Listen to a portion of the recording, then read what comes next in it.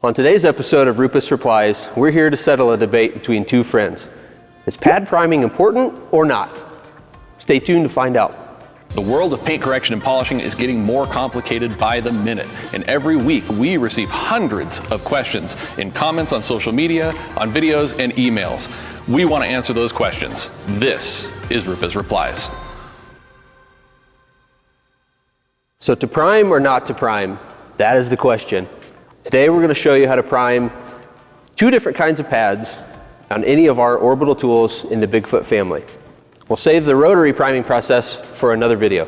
So the first process we're going to show you is how to prime a foam pad on any of our orbital tools, whether it's anything from the Bigfoot family, 15, 21, a Melee, or any of our mini tools.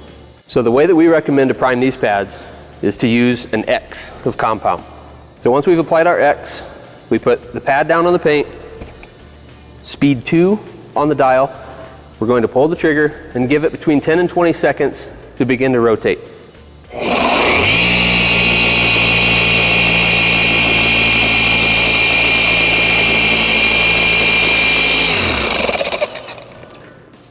So if you've primed your pad properly, you should have no dry spots on the pad. The liquid will begin to spread itself throughout the face, and this pad is ready to operate.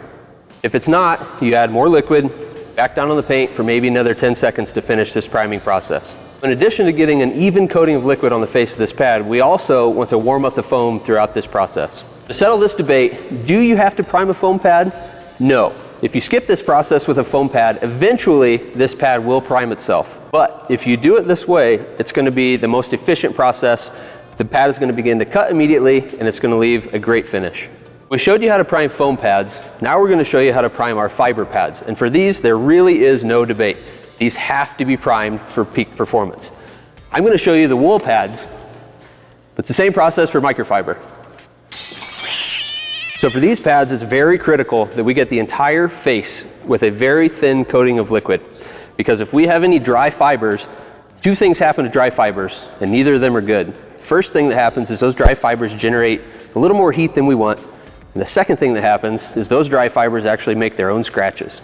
There's a lot of different ways to do this. I prefer just to do it with the bottle cap, but you could use a claw pad tool, you could use a credit card, you could use anything flat to spread this liquid throughout the face.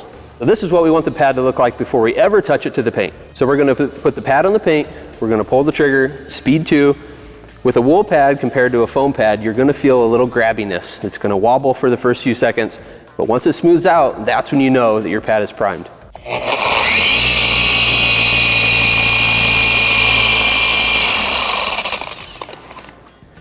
This is what we want to see. No dry spots on the pad.